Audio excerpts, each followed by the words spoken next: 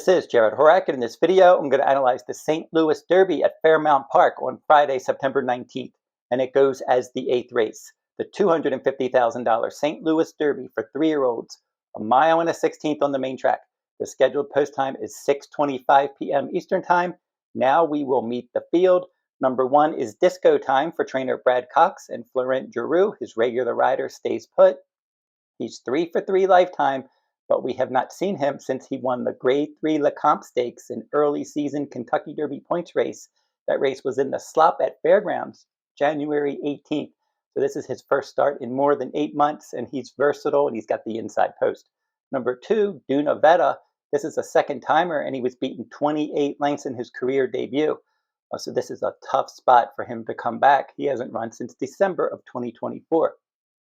Number 3 is Excite for trainer Bill Mott, and Junior Alvarado is going to ride. And for this one, he's run well in both of his dirt route starts, including a runner-up finish last time out behind So Sandy, and that was an optional claiming event at Churchill Downs at a mile and an 1/8 on June 28th. Number 4, Hypnus for trainer Keny. He's won a couple of races in his career, a maiden special weight event and an optional claiming event, and he did hit the board last time out in the Smarty Jones Stakes, but he was a well-beaten third in a 6-horse field. That race didn't set up for him. Number 5 is Admiral Dennis, the second Brad Cox trainee. Luan Machado is going to ride this one, and he rode this one to victory in the Delaware Derby a couple starts back, and then in the Ellis Park Derby, he was third, beaten 7 lengths. Brotha Keny is number 6, and he's 8-1 morning line for trainer William Morey. And for him, back-to-back show finishes in the Grade 3 Indiana Derby and the Grade 3 West Virginia Derby. Number 7, Extradition.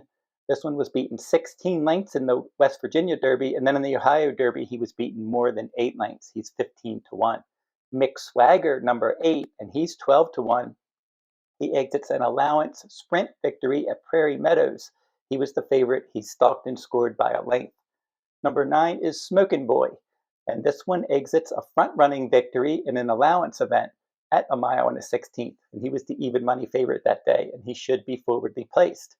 Number 10, Spellmaker, is the second maiden in this event, but he did run well in his debut, and that was an allowance race, that Smoken allowance race, and he was 8-1. He had the inside post, and he ended up finishing third, beaten a little more than a length. He's got a lot of upside, but this is a tough spot for this maiden in his second career start.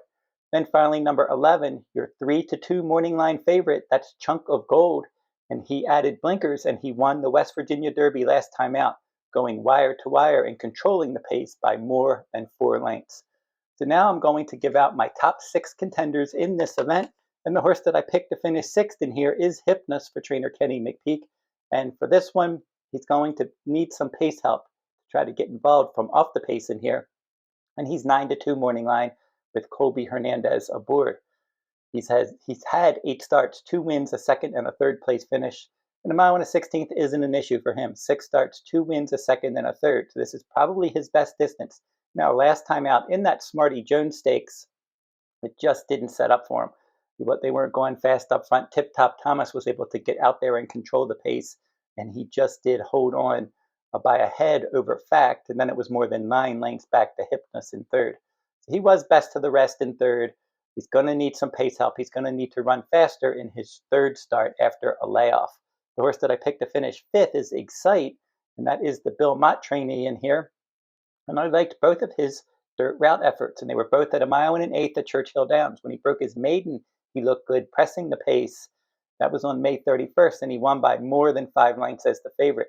And then last time out, he wasn't the favorite, but he was less than 2-1, and he ended up stalking, making a bid for the lead, and then he was clearly second best in there. So Sandy's a decent sort. He came back and almost won the Curlin Stakes, and then Fountain Lake was third in there. So he faced some decent horses last time. Mile and a 16th race. He's cutting back a little bit in distance. I think he's probably going to be stalking the pace, and I can see him hitting the board in this spot. The horse that I picked to finish 4th, that's Brotha Keny, and he's another one that I think can end up hitting the board in this event for trainer Bill Morey. And as I said, back-to-back show finishes in the Indiana Derby. He was 59-1 that day, and he was only beaten a length and a quarter, and Tip Top Thomas won that one, and he would come back and win the Smarty Jones Stakes. And then Brotha Keny rallied to finish third last time at 11-1 odds. That was a wide rally, not a bad effort there. Beaten more than 5 lengths. He just did get up for third, but that race really didn't set up for him. As I said before, Chunk of Gold won that race. He was adding blinkers. East Avenue looked like the controlling speed on paper, but East Avenue did not get out of the gate in good order. And Chunk of Gold was just able to get out there, clear off early, control the pace up front, and win easily. So Brother Keny, if he can get a little more pace help, he could be a threat in the stretch. I think that he's one that you definitely can use underneath in your trifectas and superfectas. And he has back-to-back bullet workouts for this at Turfway Park on August 30th and September 6th. The horse that I picked to finish third is the one Disco Time. Now, he could be the one to beat if he would have had a prep race. I just wish he had that prep race because this is his first start in more than 8 months. But he did nothing wrong earlier in his career. November of 2024 at Churchill, he stalked and scored as the favorite in his career debut. That was November 1st. And in that 7 furlong event, that was a good effort. It's never easy to win at 7 furlongs in your career debut. Then a 1-turn mile, second time out, he pressed and won easily. And then in the Lecomte Stakes, caught a wet track, was stretching out around 2 turns for the first time. He had post 10. He was wide and he was rallying from far back, and he was able to get up by a neck. So he has that raw ability. He's versatile, and if he doesn't need this race, he's definitely a win contender in here. But you have to think first start in 8 months. Maybe he's a little bit rusty. Might need this one. The horse that I picked to finish second is your morning line favorite, and that is Chunk of Gold. And that last race in the West Virginia Derby wasn't his only quality effort. 7 starts, 2 wins, and 4 runner-up finishes, and he hit the board in some stakes races. The Leonida Stakes at Turfway, that was January of this year. He ended up finishing second in the Risen Star Stakes when Magnitude just ran off the screen and got a big speed rating that day. I think it was a 108 Beyer speed figure. Chunk of Gold was 43-3-1, and he rallied to finish second. In his next start at 10-1 in the Grade 2 Louisiana Derby, he ended up finishing second there behind Tiztastic. He finished in front of Instant Replay, a next out stakes winner. And then in the Kentucky Derby, he was ninth, beaten 15 lengths from post 17 in a 19-horse field. Sovereignty, Journalism, and Baeza, the 3 best 3-year-olds in the country, finished 1, 2, 3 in there. And his next start was the Grade 3 Ohio Derby at a mile and an eighth, and he stuck the pace, and he was second behind Moplex, and McAfee was third.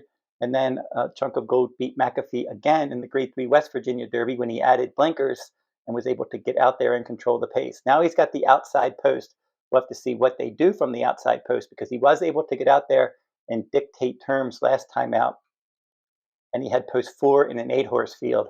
This time he's far outside at a bit of a shorter distance, and we'll see what kind of trip he can end up pulling in this event. He's capable of setting the pace if it isn't fast, but they might have to go a little fast early from that outside post. Sheriff Loveberry is his regular rider, and he might have to hustle out of there from that outside post to secure early position, and he's not going to offer a ton of value. I'm going to go with the 5, Admiral Dennis, at 7-2 morning line as my top choice. I like the post position. I like his versatile running style, and he's shown some ability, and he has competitive speed ratings as well. He was always highly regarded for trainer Brad Cox, but he never really panned out on the road to the Kentucky Derby. In the Rebel Stakes, he ended up finishing 6th, beaten 7 lengths.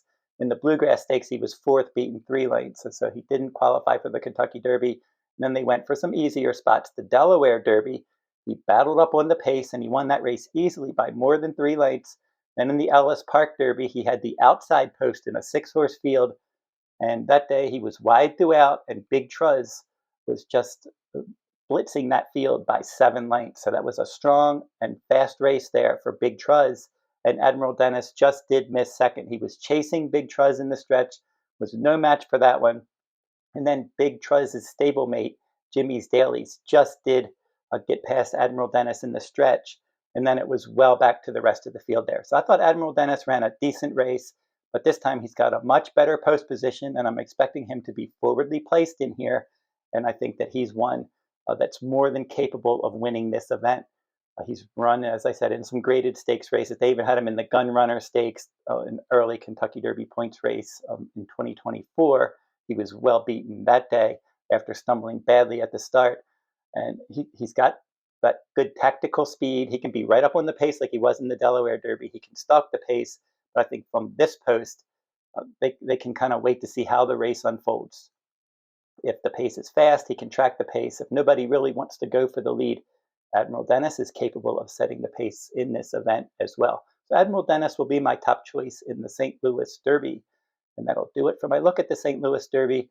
I'm going to have more handicapping videos. It's Pennsylvania Derby week, so I'm going to be putting on for next week for Saturday, September 20th, Pennsylvania Derby video. I'm going to have Cotillion Stakes, the Grade 1, also on Pennsylvania Derby Day, some other videos as well. I try to post videos as often as I can. Most days I have a new video on my channel. And if you're interested in my full card analysis, my full cards resume with the Santa Anita Autumn Meet on September 26th through October 26th. I'm going to be covering full cards each day at Santa Anita, and also for the Del Mar Fall Meet, and that goes from October 30th through November 30th. I'm covering full cards each day, including both Breeders' Cup days on Friday, October 31st, and Saturday, November 1st. I do those 2-day Breeders' Cup full cards each year, and I've had a lot of success in the Breeders' Cup over the years. And Del Mar is a track that I cover each year, so I'm very familiar with Del Mar, and I'm looking forward to the Breeders' Cup at Del Mar this year. Once again, it was at Del Mar last year as well. And if you're interested in my full cards, I'll have a link in the description in this video for my sales page at therunawayhorse.com, and you can see my upcoming full card schedule. You can pre-purchase some full cards if you're interested. And that'll do it for this video. And don't forget to like, comment, and share these videos if you like them. Subscribe to my channel as well. It's free to subscribe. And until I see you next time, good luck at the races.